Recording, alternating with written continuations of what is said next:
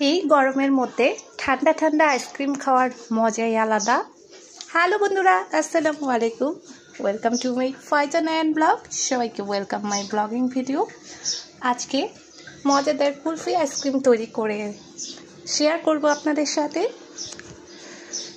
তো কুলফি আইসক্রিম তৈরি করার জন্য আমি 1 কাপ পরিমাণ গুঁড়ো দুধ নিয়ে নিলাম। তো সাথে আমি অ্যাড করে দিব কর্নফ্লাওয়ার। 1.5 চামচের মতো কর্নফ্লাওয়ার এখানে আমি অ্যাড করে দিব। এই কর্নফ্লাওয়ারটা আমি ব্যবহার করেছি এখানে। আর চিনি দিয়ে দেব স্বাদ অনুযায়ী, যে যেরকম মিষ্টি খায় সেই অনুপাতেই চিনি অ্যাড করা হবে। আর এখানে আমি প্রথমে নর্মাল 1 কাপ পানি দিয়ে দিব, দিয়ে তারপর দুধটা ভালো করে মিক্সিং করে নেব, যেন কোনো চাকা বা দলা না থাকে। ভালো করে নাড়তে হবে, নেড়ে চেড়ে দুধটা একদম সুন্দর করে। তারপর আমি এখানে 3 কাপ পরিমাণ পানি অ্যাড করে দিব। তারপর আমি এখানে চুলাটা সুন্দর করে দুধটা জাল করব।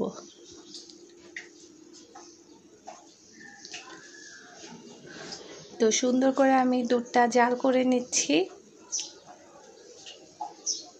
আমি কিন্তু চুলার জালটা একদম মোটামুটি মাঝারি লো হিটে রেখেছি, কারণ বেশি হিট দিলে বলক এসে পড়ে যাওয়ার সম্ভাবনা থাকে দুধ। তারপরে বলক উঠে গেছে, একদম দেখতে পাচ্ছেন পড়ে যাচ্ছিল। আমি চুলাটা একদম লো হিটে কমায় দিলাম। ভিডিওটি ভালো লাগলে অবশ্যই চ্যানেলটি সাবস্ক্রাইব করে দিয়ে পাশে থাকা বেল আইকনটা অন করে দিবেন। অবশ্যই লাইক কমেন্ট করে ভিডিওটা শেয়ার করে দেবেন। ফেসবুক পেজটা অবশ্যই লাইক ফলো দিয়ে ভিডিওটা শেয়ার করে দেবেন। তো আমি এরকম আইসক্রিম বক্স নিয়েছি।